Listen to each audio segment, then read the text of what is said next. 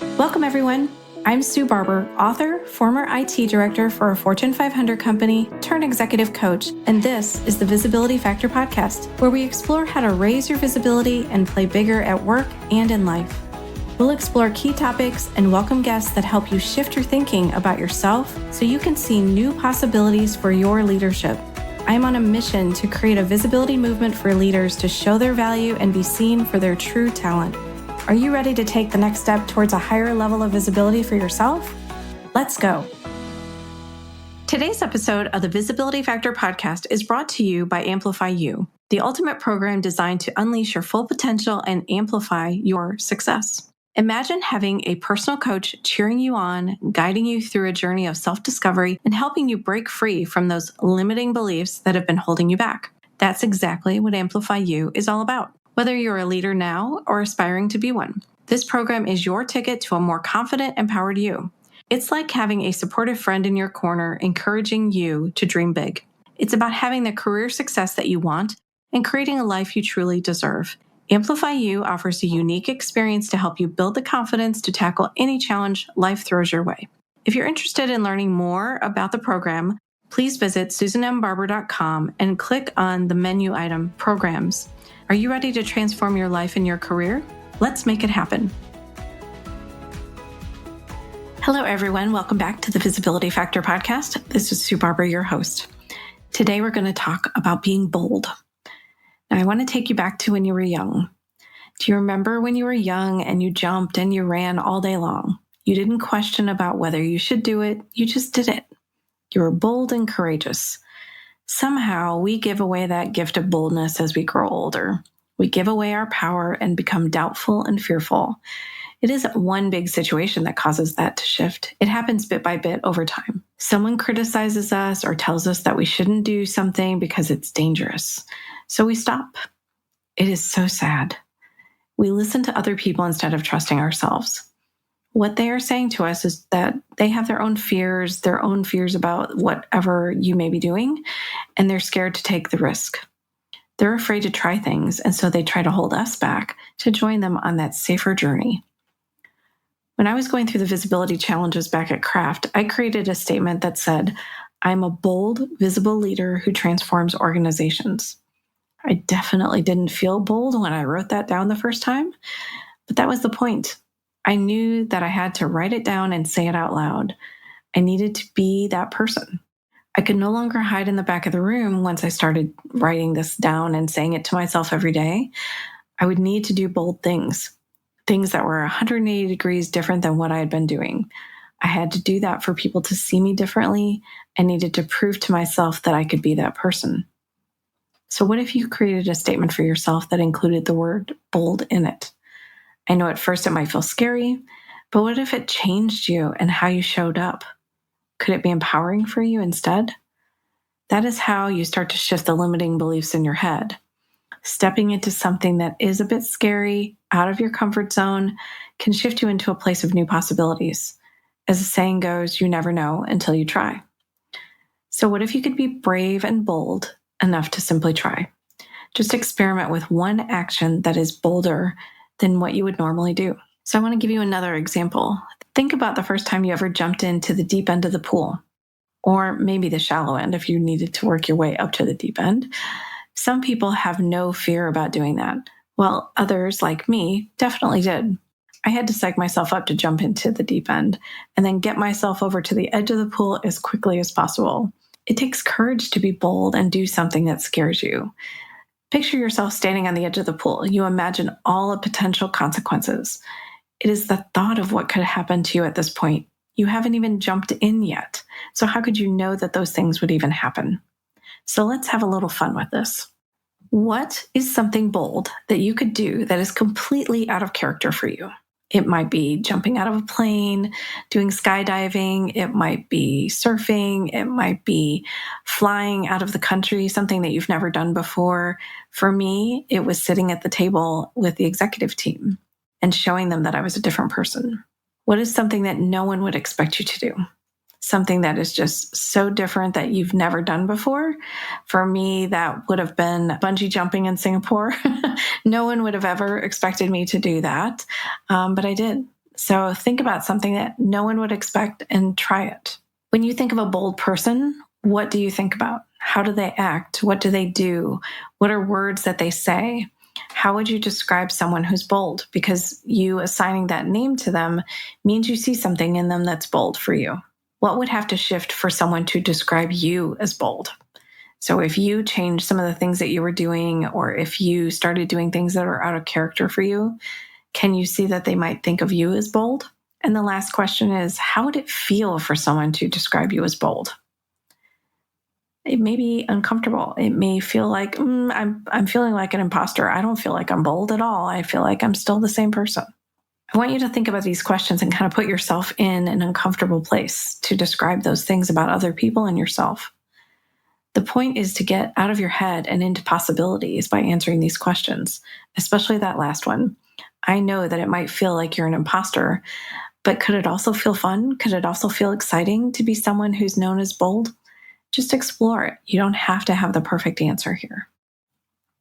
So I mentioned a few minutes ago, my bold move was to sit at the executive table for our monthly meetings where everyone attended. I got there early and was visibly at the table. I knew people were thinking, why on earth is she sitting there? But I just smiled at them. And do you know what happened? No one kicked me out. I found ways to enter the conversation and presented things. And I really felt like I needed to do that because I was sitting there, because it was important that I contributed. I acted like I belonged there, and everyone accepted that fact. I was able to do that because I knew I had to do it for my team. I had to be there and represent our group in a bigger way and talk about our successes. I had to set an example for them on how to be bolder and stand up for what I believed in. So what could be your bold move? You may not be able to do what I did, especially if you're working remotely, but how could you speak about something with conviction? That would be bold. How could you offer to lead something new or different to show that you can? Just think about some of the opportunities, gaps that exist in your organization. Find a problem to solve. Show up with conviction and talk about why you care about it and why you're the right person to do it. I remember a time when I stood up against our whole leadership team and said I disagreed with the approach on something. I didn't believe that it was the right thing to do for the project, the company, and I saw it as a waste of money. I said how I felt with such conviction that they had to listen. Do you know what gave me the courage to do that? My manager at the time had done something similar. I knew it wasn't easy for her and it took a lot of courage, but she did it. Again, do you know what happened? They listened to her. Neither my manager nor I did this for fun. Not fun at all. We truly believed that it was the right thing to do. We came from a place of integrity.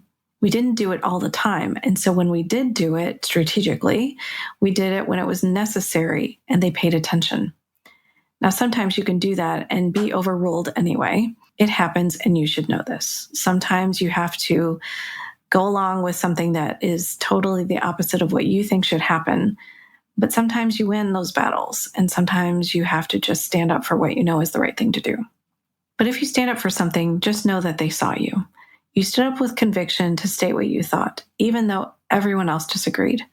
It doesn't matter if they agreed with you, although it might be tough to take if you really wanted to do something and they didn't see it as something they want to do. But they got to see a new side of you. That's the win. They saw something who was willing to stand up for what they believed in. They saw a bold leader. Now, all of these examples are uncomfortable the first time. I was listening to a podcast recently. The guest talked about her fear of surfing. Her niece asked if they could take surfing lessons together. She was beyond scared and looked for any excuse that she could find to get out of actually putting the surfboard in the water. Luckily, the instructor that they had wasn't going to let her off the hook that easily. I'm guessing the instructor sees his fear in everyone. She went out in the water, got up, and got knocked down by a big wave. She kept doing it until she realized that she was doing it for longer periods before getting knocked down, and she was actually having fun. It was inspiring now, and she couldn't wait to go out and try it again. Now, if she had stayed in her comfort zone, she would have missed out on this great opportunity and wonderful experience with her niece. So think about one thing that you're avoiding right now. Could you make a different choice and look at whatever it is and see it as something that you'd be excited to do instead of scared, instead of worried, instead of anxious? It's all about how you think about it. So I found a few facts that I thought I would share with you around boldness. So Zenger Folkman did some research on 76,000 leaders who completed 360-degree assessments. You may have done an assessment where a 360 is when they ask other people for feedback on you, and you do the assessment yourself. Your boss does it. So you kind of have a 360-degree view of your leadership and how people see you. What came out of that work that they did on these assessments is that boldness in leaders seems to have a dramatic positive impact on overall perceived effectiveness. So I share this link with you in the notes so that you can take a look at it for yourself. But after they did this view of people from a 360-degree view, they also gave them assessments to take on their own. They did this with a smaller subset of leaders, 1,400 respondents, and what they wanted to know was how they viewed boldness. Out of that group of 1,400, they identified the top 10% who saw themselves as the most bold, and the lowest 10%, those who saw themselves as the least bold. So I wanted to share some of these items where the comparison between the top 10% and the bottom 10% was the greatest. So the boldest leaders are 50% more likely to take risks than the least bold leaders. Now, most organizations are looking for leaders who are willing to step up, take risks, be able to take a leap on something that feels ambiguous and uncertain. Their ease at taking risks needs to be balanced with careful judgment around the risks that are reasonable. The boldest leaders are 41% more likely to think outside the box and be less conventional. This trait leads them to be more innovative and creative, but it may also lead them to resist following standard procedures and processes. The boldest leaders are 37% more likely to be strategic and future-focused. The least bold leaders tend to be more tactical and focused on immediate problems or concerns. Bold leaders can become so future-focused that they might ignore immediate concerns. So what they're trying to do here is show the positive to wherever they landed, but also what can happen on the other side of that. The boldest leaders are 35% more likely to make decisions quickly and then move forward. Most organizations greatly value leaders who are willing to make good decisions, but once again, these leaders need to be careful to get all the facts and evaluate alternatives. The boldest leaders are 32% more likely to move at a quick pace, which is generally a positive trait. But when you move at a quick pace, you can become impatient and frustrated when things move slowly or when others aren't moving as fast as you are. The boldest leaders are 29% more likely to let others know when they disagree. Now, typically, this is a great trait because you always know where a person stands. Bold leaders, however, need to take care not to be too disagreeable and not disagree on every conversation. The boldest leaders are 24% more likely to speak up when they have something to say. Most of the time, it's great to have people who are willing to speak up, but sometimes you might need people to just get on board and go along. And that's hard to do for some people who have strong opinions. But at some point, we used to call it being a good corporate citizen. You just have to go along with what the organization needs you to do. The boldest leaders are 23% more likely to be confident, but once again, this can lead to a place of overconfidence or a lack of humility. The boldest leaders are 22% more likely to be extroverted. However, there are times when these people might be better off if they sat back and listened to others lead. And the last one is the boldest leaders are 20% more likely to try new or unproven approaches if they look promising. If a leader isn't careful, this could also lead to taking risks that could have a negative impact on the organization. So when I saw these percentages, I was actually kind of surprised. I thought they'd be higher, especially on the bold side of things. I thought people who I think of as bold, very confident, right, not afraid to take a risk, are willing to put themselves out there in an uncomfortable place and try things. When I thought about this is that in the 360 assessment, that is how other people are weighing in on a person's boldness, right, how they see them. For this last section that I just went through all those percentages with you, that's a self-assessment. And for us, a lot of times we devalue the things that we're good at. We don't see ourselves in the best way all the time. And so I think that's why those numbers might actually be lower, because people don't always see themselves as bold, or they might have an opinion about what bold means to them. And so I think those numbers are lower for that reason. So it's kind of interesting to see how a assessment done by other people about you can show one thing and how they see you, whereas we might have a blind spot about ourselves and not be able to see it. There's also a few things that I wanted to share with you from a couple other articles. Kevin Daum had written an article called 7 Things Really Bold People Do. So I'm curious for you to listen to this piece and think about it for yourself. People who choose to be bold are inspiring, not just because they get big things accomplished, but because they also instigate growth, progress, and movement for themselves and others around them. Sadly, far more people wait for someone who is bold to lead the way, hoping somehow luck will shine success upon them. So I'm sure you've seen that where you're in a meeting and they ask for volunteers or they want someone to lead something. You will most likely see the boldest person step up to do that. But what they also have going for them is that they own their flaws and strengths. They keep clear priorities. They speak up. They pair action with knowledge. They accept the value of failure. They see it as something to learn from. They make the most of small wins, and they build momentum. So think about those different characteristics and where you see yourself on that list. Do you see that those are things that you do today and maybe you never considered them as things that are bold? So how can you be bolder? Start with knowing who you are as a leader. What do you believe in strongly? What are your values? Be unafraid to say no. Hold your boundaries and ensure that what you do, you feel is the right thing to do. Identify something bold that moves you out of your comfort zone each day. Reflect on how you did that night. Did you do something bold? How did it feel? What happened when you did it? Just do a little reflection for yourself. And the last one, resolve conflicts directly instead of avoiding them. So many organizations avoid conflicts that could be easily handled and just solved quickly. And instead, we let them fester. Sometimes we just hope with time it'll get better. Sometimes it does, sometimes it doesn't. Sometimes people are holding on to those frustrations and negativity, and it may impact the next conversation that you have with that person. So just resolve it quickly and take the bold move and say, could we just talk about this? I really feel like we could solve the problem faster if we just spend a few minutes discussing it. So I'll share the links to all of these different pieces with you in the show notes. Let's move into the visibility action. Let's talk about what the impacts of being bold are for us. I asked you to think about being bolder and trying some new things. I shared with you the bold actions I took at work. What will you do for yourself now? What if you don't do anything different, though? You could just stay where you are, do nothing different than what you've been doing.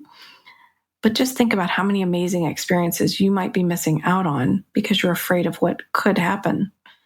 Are you overthinking all the potential pitfalls and avoiding the things that you might need the most? What if you just changed the way you looked at it? What if you looked at the moment of fear and instead of giving into it, you took it as a sign that you're supposed to try this? Being bolder than we have been before brings opportunities that allow us to learn, grow, and experience new things. We get to choose to be bold and brave instead of scared and uncomfortable. Thanks so much for joining today on the Visibility Factor podcast, and we'll catch you on the next one. Thanks so much for listening to the Visibility Factor podcast. Remember that visibility starts with small steps that are intentional and consistent each day. Be bold, be visible, be the leader you were meant to be. Find us and subscribe on Apple Podcasts, Spotify, and wherever else you listen to podcasts. Follow us on all of our social media platforms, which are highlighted in the show notes. Thank you for listening, and we'll see you next time on the Visibility Factor podcast.